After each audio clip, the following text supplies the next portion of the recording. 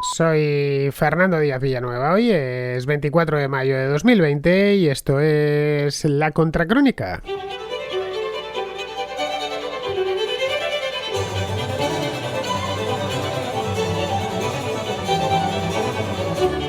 Bienvenidos a La Contrarréplica, el espacio de los domingos dedicado en exclusiva a las llamadas, o mejor dicho, a las notas de voz de los contraescuchas, que las envían a través del WhatsApp de este programa, que es el 690-827909. Envían unas, para los que no lo sepáis, que alguno habrán, envían sus notas de voz a este WhatsApp. Las notas de voz suelen durar 1, 2 o 3 minutos, a veces simplemente unos segundos, porque son muy concisos, cosa que la verdad en ocasiones se agradece, otras veces es necesario desarrollar mejor la pregunta y no pasa nada. Lo importante, ya sabéis, es que se escuche bien, se escuche claro, de una manera lo más nítido posible, para que las podamos escuchar todos, que a veces parece que susurráis al teléfono y otras veces que estáis teniendo una discusión con él y le pegáis unos gritos. El tema de los gritos se puede reparar un poquito más porque no hay más que bajarles la ganancia, pero los susurros, ganar información de donde no la hay, pues es francamente complicado. Bien, ya sabéis, ya os he dicho el número, es el 690-827909 y la duración y el modo. Os he dicho el cómo, os he dicho el dónde, el número de teléfono, 690-827909, y el por qué, pues lo tenéis que poner vosotros. Qué sé yo, la recomendación, bueno, las recomendaciones son para el sábado. La queja, podéis también transmitir quejas, por supuesto, pero por lo general son simples preguntas o comentarios, a veces reflexiones. Muy bien, pues no me entretengo más con la presentación de todos los domingos y pasamos ya a la contrarréplica.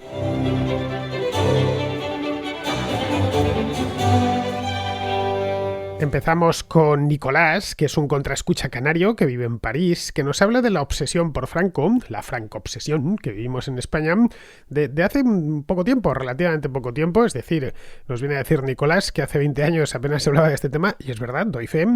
Y de un tiempo a esta parte, concretamente desde más o menos la época de Zapatero, aunque ya posteriormente, los últimos años, ha sido una auténtica obsesión, pues no se habla casi de otra cosa. Bueno, hasta que ha llegado esto del coronavirus, que entonces hablamos del coronavirus por razones obvias, pero hasta que esto empezó, el tema de Franco estaba continuamente en prensa, en televisión, en todas partes. Bien, vamos a escuchar a Nicolás, que además trae otro tema.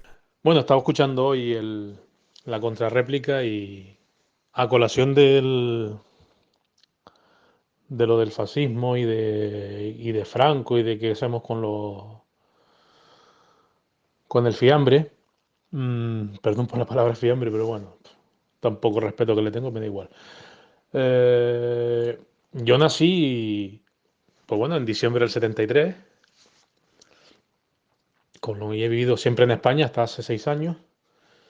Y yo nunca había oído escuchar tanto hablar de Franco, ni se había hablado tanto de Franco ni de la dictadura como desde hace unos 10 años. Curiosamente, con la aparición de Podemos y con la segunda legislatura de ZP. Curioso. Bueno, es una reflexión que quería dejarte. Y otra reflexión que también quiero dejar es que también, escuchando también el tema del software, de la confianza del software, en quien no hay que confiar es en la gente que maneja ese software. A ver, yo hice un año en la facultad de informática antes de hacer ingeniería, y una cosa que aprendimos muy bien es que el ordenador es un esclavo. Es un esclavo que hace lo que tú le dices. Si tú le dices que 2 más 2 es 5, el tipo lo va a asumir, y cuando vaya otra persona a preguntarle cuánto es 2 más 2, le va a responder que es 5. Así de sencillo. Entonces, cuando alguien te dice que ha habido un error informático o alguna cosa y que... No ha habido error informático, ha habido un error de la persona que maneja el ordenador, que o bien no tiene ni idea o bien le da igual lo que hace. Así de claro. El único error que puede haber en un ordenador es que se cuelgue, arda o lo que sea, y se pierda toda la información porque no se hayan hecho copias de seguridad. Pero bueno, en definitiva, siempre vamos a hablar de un error humano, nunca de un error de la máquina. La máquina nunca se equivoca. Venga, pues ahí te lo dejo, y un saludo para ti y para todos los oyentes que hay por ahí diseminados por el mundo. Hasta la próxima. Bueno, pues me has metido, Nicolás, dos temas muy distintos en la nota de voz. El segundo, vamos a empezar por el segundo, que es más breve, el de la informática, que es un tema que hemos tratado aquí bastante. Esto de que si Google nos espía, Facebook y demás, las máquinas en general nos espían. Esto nació a raíz de una llamada de hace ya un tiempo, de un tipo que decía que el teléfono le escuchaba. Claro, claro que te escucha. No te escucha como una persona, o no se escuchan como una persona. Bueno, el mío no me escucha porque tengo quitado el Siri, ese maldito, pero vamos, se lo tengo quitado, que lo mismo está encendido por detrás y yo no lo sé muy bien. La cuestión es que los ordenadores, el Siri o lo que sea, las computadoras en general, no tienen conciencia propia, es decir, hacen exactamente lo que les decimos, lo que les dicen los informáticos que hagan. No tienen iniciativa, no son seres humanos. Hasta el programa más sofisticado, pues no sé cuál será el programa más sofisticado del mundo, la máquina más sofisticada que nos podamos imaginar, que está programada con una dedicación por un equipo de informáticos los mejores del mundo. Bien, pues hasta ese ha tenido que ser programado por alguien y ha recibido unas órdenes concretas de cómo comportarse. Lo que sí están haciendo las máquinas de poco tiempo a esta parte, porque esto ya nos entraríamos en el terreno de la inteligencia artificial.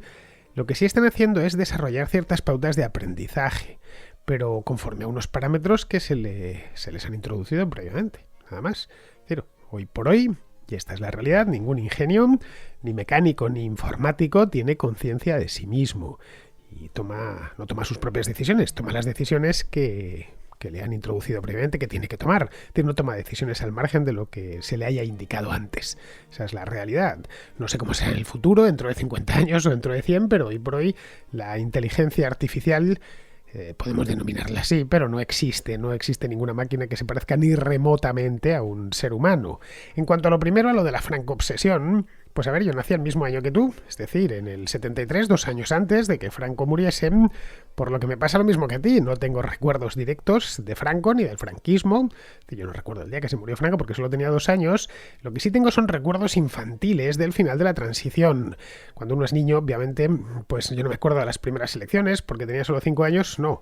5 años, 77, no, 5 no, 4. Y lo último que estabas es en la política. Vamos, es que a los 4 o 5 o 6 años no tienes conciencia de la política. Lo que sí tengo recuerdos es de los primeros 80, ya de la parte final. Recuerdo, por ejemplo, y esto perfectamente, los carteles electorales de las elecciones de 1982, las que ganó el PSOE con Felipe González a su cabeza. Recuerdo que bajaba a pintar a la calle, a pintar bigotes y gafas y demás, y les pintábamos cicatrices a los candidatos, bueno, que eran Felipe González, Lancelino Lavilla. Recuerdo que se presentaba por UCD. A mí los partidos me importaban bien poco. Había caras que eran muy bien caricaturizables y otras menos, ¿no? También estaba Fraga, recuerdo, en aquellas elecciones, que sacó muy buenos resultados, pero repito, yo en el 82 tenía 9 años y no me interesaba demasiado. La política no me interesaba nada. De hecho, no sabía muy bien lo que era. Del franquismo, en definitiva, se hablaba poco, y eso que había pasado solo 7 u 8 años desde la muerte de Franco, en el año 82, o en el 81, 82, 83. Luego ya conforme fue avanzando la década de los 80, se fue hablando menos aún, y de esto sí que puedo dar fe porque cuando yo adquirí, si lo podemos llamar así, conciencia política, es decir, saber lo que era el gobierno, lo que eran los ministerios y todas estas cosas, pues ya fue a finales de los 80 y de Franco se hablaba poquísimo y quedaba cerca, insisto, quedaba solo 15 años vista. Pero vamos, no era un tema de conversación. Luego ya en los años 90 yo estudié la carrera de Historia, por lo tanto ahí sí que se hablaba del franquismo, pero se hablaba de una manera mucho más, digamos, técnica, ¿no? Como una época de la historia de España. Era un asunto que interesaba especialmente a aficionados a la historia, sobre todo a la historia de España, la historia del siglo XX. Luego ya posteriormente, muchos años después, 15 años después de aquello, ya con Zapatero en el gobierno, el tema se revivió a través de lo de la memoria histórica. Y bueno, así hasta el momento presente, que a raíz de la irrupción de Podemos en 2014 en el escenario político español, pues es el tema de todos los días, ¿no? Es decir, Franco es ubicuo, a pesar de que cada vez queda menos gente, cada vez nos queda más lejos, ya no queda 15 años vista, ahora queda 50 años vista. Bueno, el principio del franquismo queda 80 años vista, 81 exactamente. Y bien, no queda ya apenas gente que recuerda que ministros, creo que quedan 2 del final, del último gobierno, de lo que era el franquismo nuclear, pues, murieron todos hace ya mucho tiempo, y cada vez queda menos gente que lo recuerda. Los que cuando murió Franco tenían, 30 años, pues ya son gente de 70, de 80 años, por lo tanto, evidentemente hoy hay más españoles, bastantes más, de hecho, que no recuerdan a Franco de los que le recuerdan. Y de hecho hasta los políticos de la transición están pasando a mejor vida. Quedan algunos, pero bueno, que a lo largo de la próxima década y media aproximadamente, todos los protagonistas de la transición por ley de vida irán muriéndose. Pero vamos, lo peor no es eso. Lo peor es que tratan de, creo yo por lo menos, no es que se recuerde el franquismo, que bueno, está siempre bien recordar las cosas, aunque sea solo para aprender de ellas, y hay que tenerlas presentes, sobre todo las fases de la historia más recientes. Yo creo que es peor es que tratan de traer categorías políticas de hace 50 o 60 años y aplicarlas al presente, lo cual es un disparate y una anacronía absurda. Lo hacen evidentemente con intención de fabricarse un enemigo. Ya está. Es bueno, necesitamos un enemigo perfecto, un villano, y lo que vamos a hacer es a nuestros rivales políticos vestirlos de esto, que son franquistas, etcétera, y luego erigirse como los únicos demócratas pata negra, los únicos demócratas 100%. Es decir, crear el falso dilema entre ellos y la dictadura. Es, por supuesto, una operación de propaganda bastante lamentable porque, aparte de ser mentirosa en sí, es que juega con la historia y tiene que recurrir a invenciones continuas, ¿no? En fin, supongo que con la crisis esta que nos viene por lo del coronavirus, pues toda esta franco-obsesión remita. Tenemos ya de hecho cosas mucho más importantes en las que pensar y por lo tanto pues esto irá menos. Es más, si no hubiesen sacado a Franco del Valle de los Caídos en el mes de octubre, no sé ahora si el gobierno lo hubiese sacado con la cantidad de problemas que ya tiene, o quizá lo hubiese sacado precisamente ya por eso, para evitar que se hablase de lo que está sucediendo, que es bastante grave.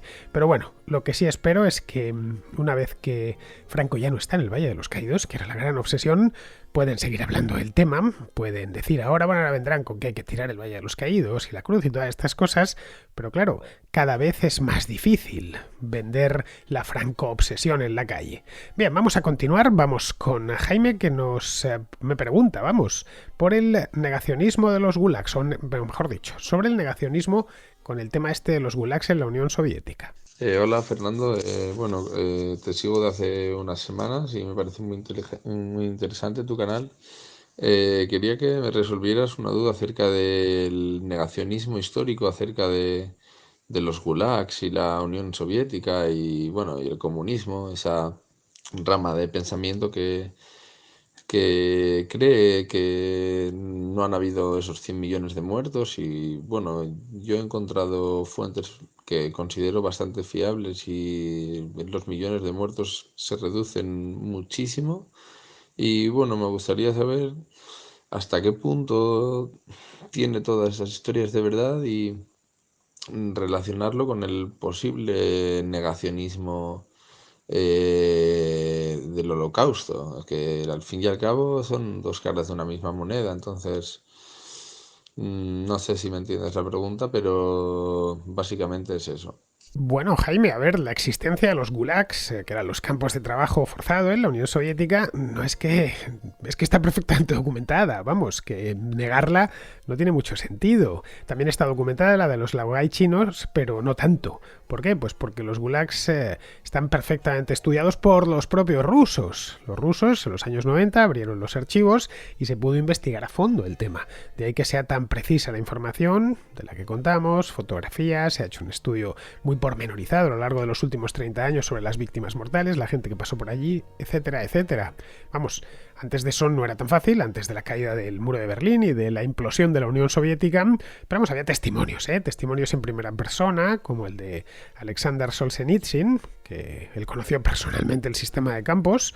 Aquello dio origen a su libro Archipiélago Gulag, que esta palabra se hizo muy famosa en todo Occidente ya en los años 60 y de ahí que digamos siempre Gulag como sinónimo de un campo de concentración soviético de cualquier régimen sovietizante.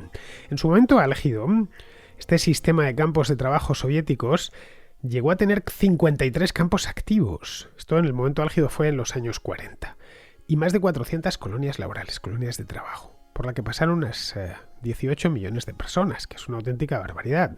En Moscú hay desde hace unos años un museo de historia del Gulag, es un museo bastante grande, en el que se repasa la historia infame de los campos de trabajo esclavo. Era un sistema que estaba íntimamente unido a la revolución bolchevique.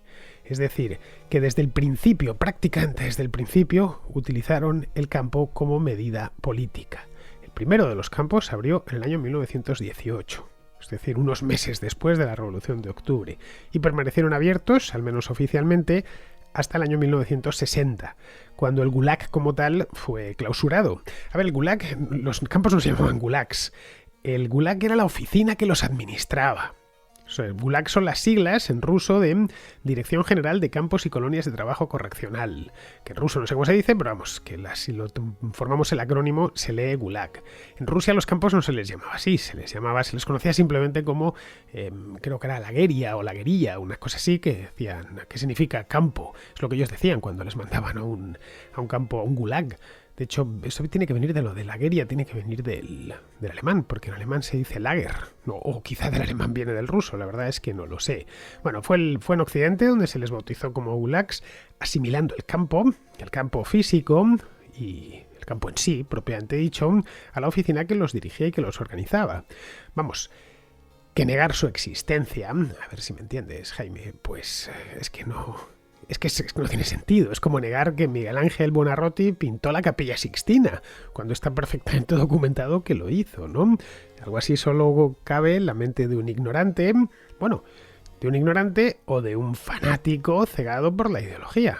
Pero bueno, de esto último, como bien sabes, hay mucho últimamente, y la razón por la cual ha tenido este rejuvenecer el socialismo real es porque ese mismo tipo de socialismo, el socialismo real, queda cada vez más lejos. Es decir, al igual como decía antes que yo no viví el franquismo, sí recuerdo y tengo recuerdos de cuando cayó el muro de Berlín y cuando se vino todo el bloque del este abajo. Yo sí recuerdo aquello. Y como yo, pues mucha gente, pero los que nacieron después ya no lo recuerdan. De ahí que sea más fácil pintarles esa mona, ¿no? Es decir, muchos de hecho están tratando de rehacer la historia a su gusto, aprovechándose de la inmerecida buena fama que tiene el comunismo. Entonces, no, es que las intenciones, como os comentaba ayer en la contraportada, ¿no? Que decía Raimon Arón, como las intenciones eran buenas, pues hay que juzgarles solo por las intenciones, porque ellos lo que querían era emancipar al género humano. El resultado es que los emanciparon, sí, pero hacia la tumba, pero como le ponen automáticamente lo de socialismo o comunismo encima, la etiqueta, automáticamente ya piden que se les juzgue exclusivamente por las intenciones.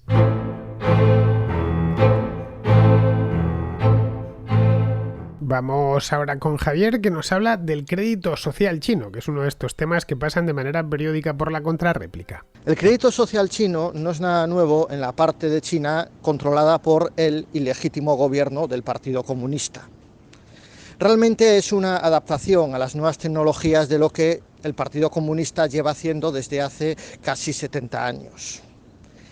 Afortunadamente, la parte política de este sistema todavía está en una fase muy subdesarrollada. Ahora bien, los resultados ya están empezando a ser alarmantes y me refiero fundamentalmente a lo que está sucediendo en Xinjiang. En esta región hay una minoría étnica, que son los uigures, que está sufriendo una represión brutal, peor que la que sufrieron los no arios en la Alemania nazi, por parte del Partido Comunista. Hay 3 millones de internados en campos de concentración y no solo eso. La policía exige a los uigures tener en su propio teléfono móvil un sistema de autovigilancia. Es decir, que si le llega a un uigur una información, una foto que el Partido Comunista considera impertinente, puede detener a esta persona sin ningún tipo de garantía jurídica. En fin, por desgracia, creo que Fernando tiene razón cuando dice que esto se puede llevar a Europa. Y es que los gobiernos de Europa tienen demasiadas buenas relaciones con el Partido Comunista Chino. Y me remito a los hechos. Por ejemplo, en España se obligó a la Audiencia Nacional a archivar una causa contra dirigentes del Partido Comunista Chino por delitos de lesa humanidad. Por supuesto, todos los gobiernos de Occidente, menos el Vaticano y algún otro más, reconocen al gobierno ilegítimo de la República Popular de China y no al gobierno legítimo de China, que es el gobierno de la República de China. En fin, en Europa o somos conscientes de que el Partido Comunista es un peligro público o tendremos un problema muy serio. De este tema del crédito social chino hemos hablado ya en alguna ocasión, tanto aquí en la contrarréplica como en el programa normal, la contracrónica. A ver, el crédito social chino, que lo he explicado en varias ocasiones, es una auténtica pesadilla totalitaria. Es de hecho el sueño de cualquier tirano, de todos los tiempos, al que escojamos, ¿no? Le hubiera encantado, qué sé yo, a los emperadores romanos más tiránicos contar con algo así. En fin, Calígula se hubiera vuelto loco, Nerón con una cosa de estas, y por supuesto a cualquier tirano de nuestros días. Es decir, eso de poder controlar a la población con semejante precisión es como un caramelo. Es lo que hubiese deseado Stalin o Hitler. Saber qué es lo que están haciendo en cada momento y en tiempo real. Y que además toda esa información entre ellas se entremezcle y tome forma de manera automática. Saber a dónde va la gente, dónde viene, qué compran, con quién se ven. Saber qué normas han infringido y poder administrar los correspondientes castigos. Es perfecto. El sistema de crédito social chino, cuando lo ves, además lo ves envuelto en toda esa aura tecnológica de cámaras que tienen reconocimiento facial y demás, y nos quedamos un poco con la boca abierta, como diciendo, bueno, esto es casi extraído de una película de estas distópicas, futuristas. No, es una cosa que está en marcha y además en China está creciendo. Pero bueno, que es algo demasiado tentador como para que otros gobiernos, y de esos hay muchos en el mundo, es decir, gobiernos obsesionados con el control social, pues no lo pongan en marcha de una manera total, que eso es más complicado ya, especialmente en las democracias, o parcial. Que eso sí será más sencillo, ponerlo parcial, no necesariamente en las calles, que es más difícil, pero sí, por ejemplo, en edificios públicos, etcétera. En una palabra, que nos tengan completamente fichados, que cualquier movimiento que hagamos, el gobierno pueda, además, esa información ponerla en contexto una con la otra y que simplemente con apretar un botón sepan nuestra vida y milagros, nunca mejor dicho. Es decir, que no sean necesarios los agentes de la Stasi, que ya se basten y se sobren esas cámaras dispuestas por toda la ciudad con grandes computadoras que se encargan de relacionar esa información. Este de la privacidad va a ser uno de los grandes campos de batalla en las próximas décadas. La capacidad y la velocidad de computación ya es muy grande, la disponibilidad. Ha habido tales avances en computación en los últimos 30 años que lo que hubiera parecido ciencia ficción, no sé, a un director de cine de 1990, pues hoy es una cosa bastante común que tenemos incluso en nuestro teléfono móvil, aunque sea de los baratos, ¿no? El hecho mismo de llevar una cámara, ¿no? Ya está. Poder fotografiar cualquier cosa o teléfonos que nos ven la cara, incluso cuando están apagados y automáticamente se desbloquean. Es decir, que esto va a ser una batalla que tendremos que librar, no nos queda otra, es un verdadero desafío. Y no solo por las empresas tipo Facebook, ¿eh? No pensemos, claro, es que las empresas que son muy malas nos están espiando, ¿no?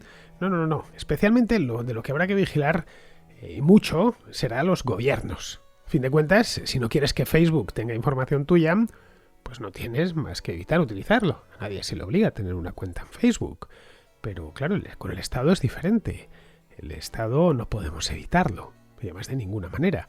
Así que todas estas organizaciones y asociaciones de defensa de los derechos digitales y cosas así deberían fijarse menos en las empresas, que a fin de cuentas, oye, que no está mal, que por ejemplo lo que hizo Facebook con aquello de Cambridge Analytica y tal es perfectamente punible, pero sobre todo si no se había informado previamente de cómo se estaban utilizando esos datos. Pero vamos, el verdadero peligro no es Facebook, el verdadero peligro es el Estado, como siempre. De este no nos podemos, y aparte, sus intenciones siempre van a ir en contra nuestra y a favor de quien gobierna el Estado, que son los políticos. Bien, vamos con Andrés, que pregunta por las tierras raras, que es un tema que de vez en cuando, no tanto como lo anterior, pero que de vez en cuando también ha pasado por la contracrónica. Hola Fernando, muy buenas. Quería preguntarte qué opinas sobre una noticia que creo que ha pasado muy desapercibida, bajo el radar, y creo que tiene especial relevancia, o podría tener especial relevancia en el contexto de la guerra económica entre Trump y China. Y es que parece ser que hace unos años se descubrió mediante prospecciones que había un yacimiento muy importante de tierras raras en Castilla-La Mancha, en Ciudad Real, creo, para ser más concretos. Y bueno, se iniciaron todos los trámites para su extracción y demás, pero se paralizaron. ¿Por qué? Pues por Podemos. Podemos contrató a dos científicos, uno ruso y otro chino, si no recuerdo mal, que elaboraron un informe medioambiental desastroso en el que, bueno, parece ser que la mina, si no mataba a todos los linces de Castilla-La Mancha, era porque mataba a todos los de España. Entonces se paró y me parece especial relevancia porque es que las estimaciones más halagüeñas auguraban que esa mina podría ese yacimiento podía suplir el 33% de las necesidades de tierras raras de la Unión Europea. Y teniendo en cuenta que en la búsqueda y la extracción de tierras raras está ubicado dentro como una de las principales prioridades de la Unión Europea en materia de estrategia económica, creo que es significativo que, pudiendo España suplir o entrar con fuerza en un mercado tan restringido y tan cerrado en el que se podría competir o incluso desarrollar una industria asociada a toda esa minería de la tierra rara, se haya tapado y no se haya comentado, que al final es que eso está bloqueado por un informe que, bueno, es decir, cuando uno de los científicos que lo desarrolla es literalmente conciudadano del país que produce el 80% de las tierras raras del mundo, que es un mercado completamente estratégico, pues no sé, parece que huele un poco a chamusquina. El año pasado hice un programa, Andrés, no sé si lo escuchaste, esto creo que fue en junio del año pasado, junio, julio, en verano, eso sí lo recuerdo. Hice un programa sobre China y las tierras raras y lo ponía en relación con los problemas que estaba teniendo con Estados Unidos. Ya comenté que algunos elementos muy desconocidos para el común de los mortales, no sé, leas el neodimio, por ejemplo, o el lutecio, o el lantano, es decir, unos elementos con unos nombres un poco raros. Entonces, no sé si es más rara la Tierra en sí que el nombre que le pusieron. Bueno, pues estos elementos son tremendamente valiosos, porque la industria electrónica hace un uso muy intensivo de ellos. Es decir, que el micrófono a través del cual estoy hablando, el aparato, el teléfono o el ordenador que estáis utilizando para escucharme, seguramente está reventado de este tipo de elementos. Ojo, en pequeñas cantidades, porque no es cuestión de miligramos muchas veces, pero que todos los aparatos, desde, no sé, un teclado, el sistema de navegación de un automóvil y tal, los utilizan. El problema con las tierras raras, ya lo explicaba en aquel programa, no es tanto por su escasez, que al parecer no son tan raras, que a verlas las hay por toda la corteza terrestre, sino por los costes medioambientales que entraña su extracción, del sacarlas de la tierra, vamos, porque luego hay que refinarlas. Es decir, que el neodimio no sale así como tal de la tierra. De hecho, pocos minerales salen como tal de la tierra. El oro tampoco, es decir, hay que refinarlo después y separarlo, y eso es muy contaminante. En China no hay estos problemas porque se trata de una dictadura y la legislación medioambiental es muy laxa. En la Unión Europea pues no es tan sencillo. En fin, que ya sabes que para talar un árbol en un alcorque, un árbol que se ha quedado seco, bueno, o simplemente que lo necesitas talarlo para algo, pues esto en España requiere un papeleo municipal tremendo. No te digo ya si lo que quieres es construir una autopista, una red de ferrocarril. Los informes de impacto ambiental son exhaustivos y lleva muchísimo tiempo redactarlos, ¿no? Solo ya la auditoría previa y tal. Bueno, pues imagínate lo que traería si cortar un árbol. Esto un follón, pues imagínate lo que traería abrir una mina de este tipo con todas sus instalaciones de refinamiento. A ver, proteger el medio ambiente está muy bien, pero claro, yo no creo que a costa de la vida de la gente. Los habitantes de las comarcas rurales, pues tendría que ser quienes eligiesen. A fin de cuentas son ellos los que viven allí. Es un poco como sucede con las estaciones de esquí, que, bueno, pues suben los de la capital al fondo de un valle pirenaico a quejarse porque han instalado un nuevo telesilla en una estación de la que vive todo el valle. Es una cosa que a mí siempre me llamó la atención. Venían desde Madrid o desde Zaragoza para quejarse porque tal estación iba a tener una ampliación. Claro, los del valle por lo general estaban encantados porque ellos podían comer gracias a esa estación de esquí, si no de lo contrario hubieran tenido que emigrar. Es decir, que aquí habría que ver caso por caso. Pero vamos, yo creo que es compatible la explotación de los recursos que la tierra nos ofrece con el respeto al medio ambiente o cierto respeto al medio ambiente. Evidentemente, la presencia del hombre sobre la tierra tiene que tener efectos en el medio ambiente. De lo que se trata es de dulcificarlos lo más posible. A ver, no todos los parajes naturales son igual de valiosos. No es lo mismo un hayedo primario de estos que hay, quedan algunos en la península ibérica y que son auténticas joyas que se deben conservar, pues no es lo mismo eso que unos descampados en Albacete. Antiguos terrenos agrícolas que no eran muy productivos y que al final han quedado pues para que correteen 4 liebres, ¿no? Es decir, esto creo que lo entiende hasta el ecologista más furibundo, a no ser que ese ecologista básicamente esté movido más que por amor al medio ambiente, por odio hacia el crecimiento económico. Entonces ahí estaríamos hablando ya de otra cosa. El hecho es que en muchas zonas rurales que están despobladas o se están despoblando a gran velocidad, tienen pleno derecho a subsistir, y a subsistir con lo que les da la tierra. Si la tierra tiene tierras raras, de estas tiene neodimio o lantano, pues lo suyo es que cumpliendo la normativa pertinente de la Unión Europea en este caso, pues puedan explotarlo. Vamos, que lo exploten ellos o una empresa con su licencia. Bien, seguimos con Jaime, que se pregunta por los llamados riders. Supongo que la palabra, nada más decirla, ya sabréis a qué empresas me refiero. De empresas como Globo, como Deliveroo, Uber Eats y todas estas que se ven con esas mochilas tan vistosas de colores por nuestras ciudades. Hola Fernando, ¿qué opinas del asunto de los riders de Globo y Deliveroo? Un saludo a todos. Eso de llamarlos riders, no sé de qué cabeza habrá salido, pero vamos, de toda la vida se les llamó mensajeros o repartidores. El mensajero era el que llevaba cartas de un sitio a otro y documentos en general, y el repartidor el que llevaba productos. Te llegaba el repartidor del supermercado y te lo dejaba en casa, ¿no? Es decir, que esto existía ya antes. Eso de ser rider, además de una palabra de feísima, porque es que rider es una palabra fea de narices, es inexacta, porque hay riders que no montan nada. Es decir, van andando, yo los he visto por mi barrio, riders con su mochila de Globo o de Deliveroo, que van de un sitio a otro con él. Si no tienen que hacer mucho recorrido, lo pueden hacer andando.